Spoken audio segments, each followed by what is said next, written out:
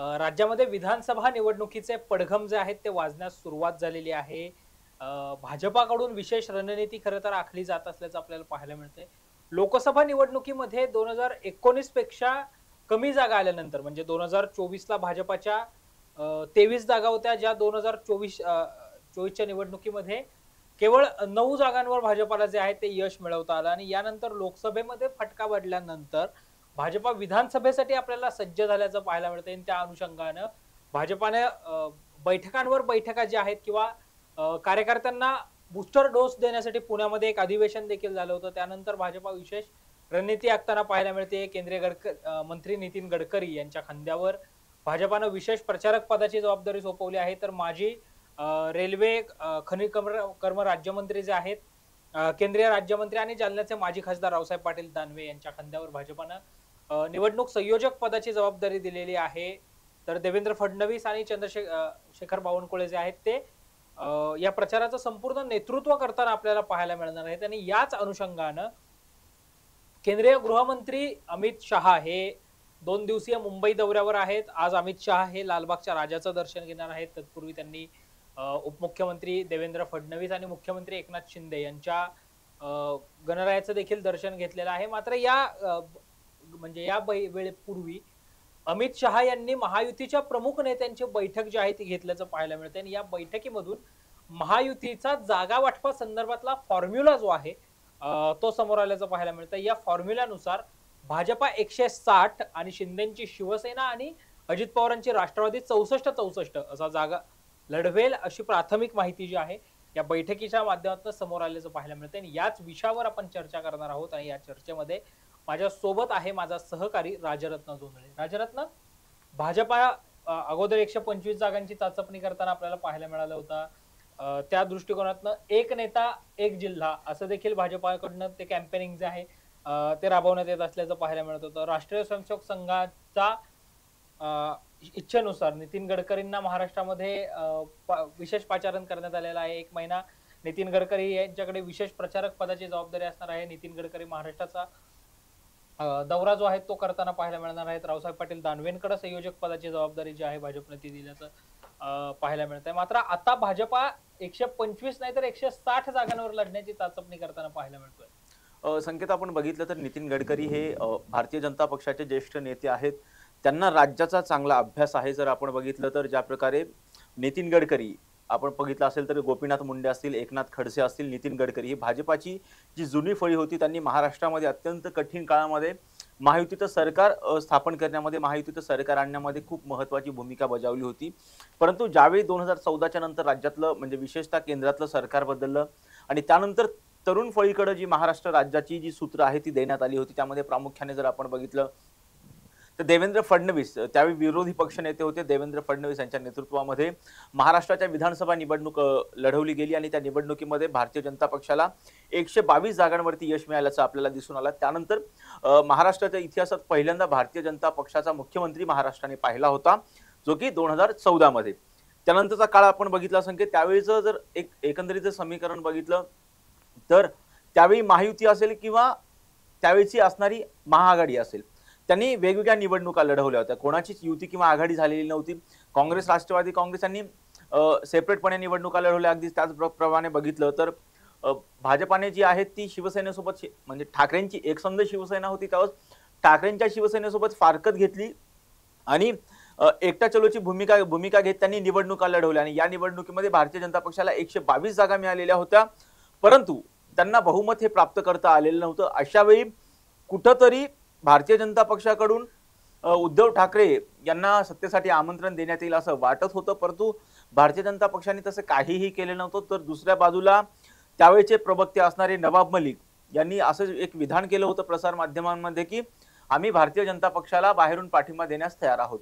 त्यावेळी कुठेतरी उद्धव ठाकरे यांची जी बार्गेनिंग पॉवर आहे ती कुठेतरी कमी झाल्याचं आपल्याला दिसून आलं होतं आणि तेव्हाच एक प्रकारे शरद पवार यांनी सुद्धा सांगितलं की आम्ही राज्याच्या हितासाठी आम्ही राज्यामध्ये एक सक्षम सरकार असावं, स्थिर सरकार असावं, यासाठी आम्ही भारतीय जनता पक्षाला बाहेरून पाठिंबा देण्यासाठी तयार आहोत असं विधान शरद पवार यांनी केलेलं होतं. त्यानंतर आपण बघतोय की बरंच म्हणजे शिवसेना असेल किंवा भारतीय जनता पक्ष असेल, दोघांमध्ये बऱ्याच नाराजीच्या चर्चा सुद्धा सुरू झालेल्या होत्या. 2014 मध्ये एका ठाण्यामधील कल्याणमधील एका सभेमध्ये तर तत्कालीन मंत्री असणारे एकनाथ शिंदे आणि उद्धव ठाकरे यांच्या समोर सांगितलं होतं की साहेब आम्ही या सरकारला वैतागलो आहोत, आमची कामं होत नाहीत, तुम्ही माझा आजच राजीनामा घ्या, असं थेटपणे आत्ताचे जे विद्यमान मुख्यमंत्री आहेत त्यावेळेचे तत्कालीन मंत्री होते त्यांनी असं विधान उद्धव ठाकरे यांच्या समक्ष केलेलं होतं. त्यानंतर 2019च्या नंतर आपण बघितलं की राजकारण हे महाराष्ट्रातलं राजकारण पूर्णपणे बदलून गेलं. महायुतीच्या माध्यमातून महायुतीने निवडणुका लढवल्या, त्यामध्ये शिवसेना असेल, भारतीय जनता पक्ष असेल, त्याचबरोबर त्यांचे जे मित्र पक्ष आहेत आरपीआय असेल, रासपा असेल, हे जे मित्र पक्ष आहेत त्यांनी एकत्रित निवडणुका लढवल्या. तर दुसऱ्या बाजूला महाआघाडीच्या माध्यमातून काँग्रेस आणि राष्ट्रवादी काँग्रेसने निवडणुका लढवल्या. परंतु आपण बघितलं संकेत तर ह्या विधानसभा निवडणुकीमध्ये भारतीय जनता पक्षाला 105 जागा भारतीय जनता पक्षाने जिंकल्या आणि कुठंतरी त्यावेळी उद्धव ठाकरे यांच्या गोष्ट लक्षात आली की आत्ता आपल्याशिवाय ह्या सरकारला पर्याय नाही. त्यानंतर उद्धव ठाकरे यांनी असं एक विधान केलं होतं, विशेषतः संजय राऊत यांनी सुद्धा एक विधान केलं होतं की आम्ही आमचे मार्ग निवडण्यासाठी आम्ही स्वतंत्र आहोत. आणि त्यामुळे कुठेतरी भारतीय जनता पक्ष असेल किंवा शिवसेना यांच्यामध्ये धुसफूस पाहायला मिळाली. त्यानंतर उद्धव ठाकरे यांनी पुढचा इतिहास आपल्या पुढेच आहे, राष्ट्रवादी काँग्रेससोबत जाऊन सत्ता स्थापन केला.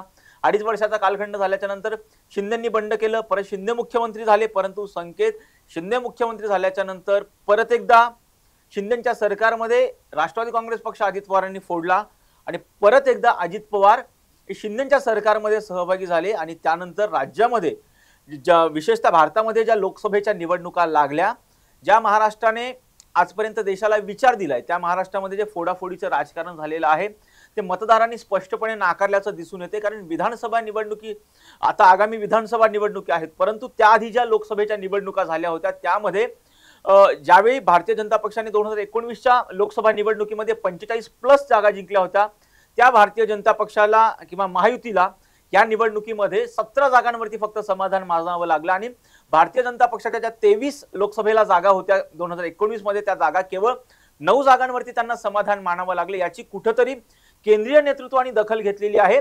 कारण आगामी विधानसभेच्या निवडणुका ह्या भारतीय जनता पक्षासाठी अत्यंत महत्त्वाच्या आहेत. कारण आधीचं जे सरकार होतं केंद्रामध्ये ते भाजपाचं सरकार होतं, परंतु आता एनडीएचं सरकार केंद्रामध्ये स्थापन झालेलं आहे. त्याच अनुषंगाने अमित शहा असतील, भारताचे पंतप्रधान नरेंद्र मोदी असतील, जे.पी. नड्डा असतील यांनी महाराष्ट्रावरती विशेष लक्ष केंद्रित केलेलं आहे. त्यांनी ज्या प्रकारे राज्यामधलं जे वातावरण दूषित झालेलं आहे, संकेत मुख्यतः जर आपण बघितलं तर जरांगे फॅक्टर हा लोकसभा निवडणुकीमध्ये अत्यंत प्रभावी ठरला होता आणि त्याचा फटका जो आहे तो भारतीय जनता पक्षाला आणि महायुतीला बसलेला होता. आणि त्याचेच परिपाक म्हणून भारतीय जनता पक्षांच्या मोठमोठ्या दिग्गज नेत्यांचा जो आहे लोकसभा निवडणुकीमध्ये पराभव झाला. त्यामध्ये पंकजा मुंडे असतील, रावसाहेब दानवे असतील, अशा नेत्यांचा पराभव झाला. मराठवाड्यामध्ये विशेषतः मराठवाड्यामध्ये भारतीय जनता पक्षाला एकही जागा मिळालेली नव्हती. 2019च्या निवडणुकामध्ये भारतीय जनता पक्षाला मतदारांनी भरभरून दिलं होतं, त्याचा खूप मोठा फटका या निवडणुकी बसला. आता ही चूक परत होता कामा नये यासाठी गृहमंत्री अमित शहा हे सध्या महाराष्ट्राच्या दौऱ्यावर आहेत. त्यांनी सह्याद्री अतिथीगृहावरती जे आहे भारतीय जनता पक्षाच्या कोर कमिटीची महत्त्वाची बैठक घेतली.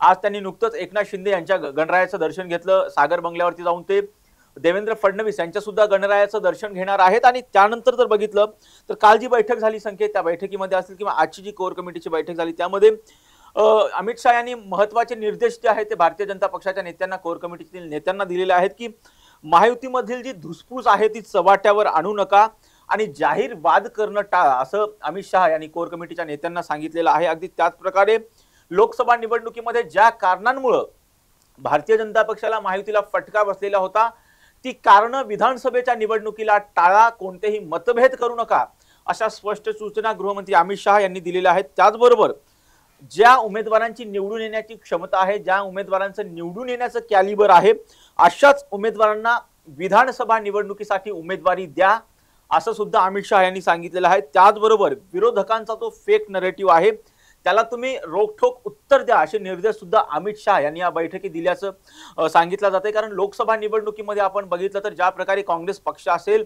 महाविकास आघाडीकडून संविधान बदल भारतीय जनता पक्षाकडून केला जाईल आणि त्यासाठीच भारतीय जनता पक्ष अबकी बार 400 पारचा नारा देत आहे, अशा प्रकारचा जो प्रचार करण्यात आला होता त्याचा मोठा फटका हा कुठेतरी भारतीय जनता पक्षाला बसलेला होता. त्यामुळे अमित शहा यांनी सुद्धा या प्रकरणाची दखल घेतलेली आहे आणि त्यांनी सांगितलेले आहे की विरोधी पक्षाकडून जर फेक नरेटिव्ह सेट केला जात असेल तर त्याचं रोखठोक उत्तर द्या, असे निर्देश सुद्धा अमित शहा यांनी कोर कमिटीमध्ये दिलेले आहेत। त्याचबरोबर राज्य सरकारने जे महत्त्वाचे निर्णय घेतलेले आहेत ते निर्णय जे आहेत ते जास्तीत जास्त नागरिकांपर्यंत पोहोचा, महाराष्ट्रातील जनतेपर्यंत पोहोचवा असं अमित शहा यांनी सांगितलेलं आहे। कारण आपण बघतोय की ज्या प्रकारे लोकसभा निवडणुकीमध्ये भारतीय जनता पक्षाला असेल महायुतीला जो पराभव सहन करावा लागला विशेषतः महाराष्ट्रामध्ये, त्या पराभवानंतर एकनाथ शिंदे यांच्या सरकारने मुख्यमंत्री माझी लाडकी बहीण योजना ही जी स्कीम महिलांसाठी आणलेली होती की त्या माध्यमातून महिलांना महिन्याला प्रति महिना 1,500 रुपयांचं जे मदत म्हणून 1,500 रुपये दिले जातात त्याचा कुठेतरी अधिक प्रमाणामध्ये त्या योजना लोकांपर्यंत राबवल्या जाव्यात। राज्य सरकारच्या असतील केंद्र सरकारने ज्या योजना राबवलेल्या आहेत त्या जनतेपर्यंत मतदारांपर्यंत प्रभावीपणे पोहोचवता आल्या पाहिजे, त्या पोहोचवल्या पाहिजेत असं सुद्धा अमित शहा हे सांगतात आणि त्याच दृष्टिकोनातून अमित शहानी तसे निर्देश दिलेले आहेत। आणि आमदारांची भारतीय जनता पक्षाच्या ज्या आमदारांची कामगिरी ही असमाधानकारक आहे अशा आमदारांना तिकीट देऊ नका, त्यांच्या बाबतीत वेगळा निर्णय घ्या अशा सूचना गृहमंत्री अमित शहा यांनी कोर कमिटीमध्ये दिलेल्या आहेत।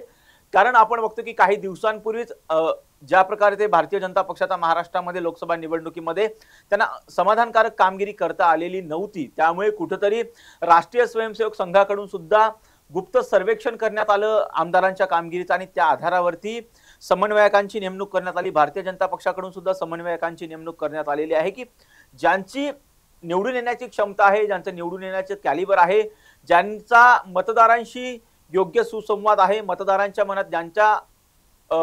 मनात ज्या लोकप्रतिनिधींबद्दल आदर आहे त्यांना तिकीट द्या असं सुद्धा अमित शहा त्यांनी सांगितलेलं आहे। आणि त्या दृष्टिकोनातून भारतीय जनता पक्षाचे गृहमंत्री असणारे अमित शहा सध्या महाराष्ट्राच्या दौऱ्यावर आहेत आणि त्यांनी सध्या आज जे आहे भारतीय जनता पक्षाच्या प्रमुख नेत्यांच्या गाठीभेटी घेतलेल्या आहेत। त्यानंतर ते महायुतीतील नेत्यांच्या सुद्धा गाठीभेटी घेऊ शकतात। कारण आत्ताच आपण बघितलं, आत्ताच आलेल्या माहितीनुसार बारामतीचा दौरा अर्धवट सोडून अजित पवार जे आहे उपमुख्यमंत्री अजित पवार जे आहे सध्या मुंबईच्या दिशेने रवाना सुद्धा झालेले आहे। संकेत, एकंदरीतच राजरत्न, तू बोलता बोलता राष्ट्रीय स्वयंसेवक संघाचा उल्लेख देखील केलास। 1951 ला भारतीय जनसंघाची स्थापना आणि 1980 ला जनसंघ जनता पार्टीत विलीन झाल्यानंतरचा भारतीय जनता पार्टी, यामुळं 1952 ला झालेली महाराष्ट्र देशाची पहिली निवडणूक असेल किंवा 2019च्या लोकसभा आणि विधानसभा निवडणुकीपर्यंत सगळीकडेच भाजपाला अप्रत्यक्षरित्या जर मदत कोणी करत असेल तर त्या अर्थातच राष्ट्रीय स्वयंसेवक संघाचे कार्यकर्ते आपल्याला पाहायला मिळत होते। संघाच्या विश्वासातले काही चेहरे किंवा संघाने आखून दिलेल्या रचनेतले काही कार्यकर्ते भाजपाला मदत करताना आपल्याला पाहायला मिळत होते। मात्र 2024च्या लोकसभा निवडणुकीपूर्वी भारतीय जनता पक्षाचे राष्ट्रीय अध्यक्ष आणि सध्याचे केंद्रीय आरोग्य मंत्री जे.पी. नड्डा यांनी एक विधान केलं होतं एका वृत्तवाहिनीला बोलताना की आता आम्हाला संघाची फारशी गरज जी आहे ती राहिलेली नाही आहे आणि त्याचा फटका जो आहे तोच भाजपला लोकसभा निवडणुकीमध्ये बसल्याचं पाहायला मिळालं की जे.पी. नड्डांच्या विधानानंतर नाराज झालेल्या काहीच्या संघ कार्यकर्त्यांनी भाजपाच्या म्हणजे निवडणुकीमध्ये फारसं लक्ष जे आहे ते न दिल्याचं पाहायला मिळत होतं। संघ भाजपामध्ये कुठेतरी अभाव निर्माण झाल्याचं, एक समन्वयाचा अभाव निर्माण झाल्याचं पाहायला मिळत होतं, ज्याची जाहीर कबुली जी आहे ती केरळच्या पलक्कडमध्ये झालेली जी संघाची अखिल भारतीय समन्वय बैठक होती, ज्या बैठकीमध्ये संघाचे अखिल भारतीय प्रचार प्रमुख सुनील आंबेकरांनी देखील दिल्याचं पाहायला मिळालं। मात्र विधानसभा निवडणुकीमध्ये अशी काहीची स्थिती उद्भवू नये म्हणून देवेंद्र फडणवीसांनी राष्ट्रीय स्वयंसेवक संघाचं जे नागपुरातलं मुख्यालय आहे रेशीम बागेचं, त्या ठिकाणी जाऊन प्रमुख नेत्यांची बैठक जी आहे ती घेतल्याचं पाहायला मिळत होतं। आणि त्यानंतर महाराष्ट्रामध्ये संघ भाजपामध्ये समन्वय आखण्याची जबाबदारी ज्यांनी काही काळ पश्चिम महाराष्ट्र प्रांतामध्येही प्रचारक म्हणून काम केलेलं आहे, महाराष्ट्र, गुजरात, गोवा हा जो संघ रचनेतला प्रांत आहे ज्याला संघाच्या रचनेमध्ये पश्चिम क्षेत्र असं म्हटलं जातं, त्या पश्चिम क्षेत्राचे प्रचारक म्हणून ज्यांनी काम केलेलं आहे आणि सध्या जे संघाचे अखिल भारतीय सहसर कार्यवाह आहेत अतुल लिमये, त्यांच्या खांद्यावर संघानं भाजप आणि संघामधला समन्वय राखण्याची जबाबदारी जी आहे ती दिल्याचं पाहायला मिळतं। यासोबतच नेरेटिव्हचा जो एक मुद्दा भाजपाकडून सातत्याने येत असतो, तो महाराष्ट्रामध्ये नेरेटिव्ह आणि समन्वय या दोन्ही गोष्टींची जबाबदारी संघ रचनेतून अतुल लिमये सांभाळताना आपल्याला पाहायला मिळणार आहेत। आणि संघाने ज्यावेळी सूत्र ही सगळी हातात घेतली, संघाने ज्यावेळी निवडणुकीमध्ये लक्ष घालण्यास सुरुवात केली, त्यावेळी संघाने पहिलाच आग्रह असा केला होता की नितीन गडकरींना महाराष्ट्रामध्ये पाचारण करण्यात यावं, नितीन गडकरींना प्रमुख प्रचाराचा चेहरा जो आहे तो करण्यात यावं। यासोबतच भाजपा जरी सर्वेक्षण करत असला तरी संघ आणि भाजपा असं संयुक्त एक सर्वेक्षण देखील होताना पाहायला मिळणार आहे, ज्या सर्वेक्षणानंतर जागा वाटपाचा भाजपाचं जे जागा वाटप आहे ते निश्चित होणार आहे. कोणाला तिकीट द्यायचं, कोणत्या विद्यमान आमदाराचा पत्ता कट करायचा, हे अर्थातच संघाच्या हातामध्ये या निमित्तानं असल्याचं आपल्याला पाहायला मिळत आहे. आणि याच पार्श्वभूमीवर आता भाजपाने 160 जागा लढण्याचं ठरवलं. Come on guys, hurry up. अरे सुन ना, एक ब्रेक ले लेते हैं. Guys, I am telling you, तुम लोगों को सही से ट्रैकिंग नहीं आता. But that's okay, you can learn. रोज का ढक्कन देना. ये रेड वाला है, सही वाला देना. अबे ढक्कन, पहले तो सही पानी पीना.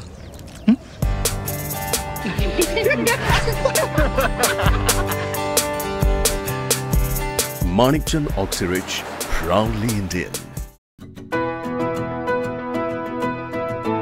25 वर्षांचा प्रदीर्घ अनुभव व अत्याधुनिक तंत्रज्ञान यांनी सुसज्ज असे पुण्यातील आकाश आय क्लिनिक व लेझर सेंटर. रोबोटिक पद्धतीने वेदनारहित मोतीबिंदू शस्त्रक्रिया, तेही विना टाका व विना इंजेक्शन. मेडिक्लेमची सुविधा व सेम डे डिस्चार्ज. लेसिक लेझरने चष्म्यापासून कायमची मुक्ती फक्त 10 मिनिटात. काचबिंदू, रेटिना, ड्राय आय, मायोपिया अशा अनेक डोळ्यांच्या विकारांवर उपचार म्हणजेच आकाश आय क्लिनिक आणि लेझर सेंटर.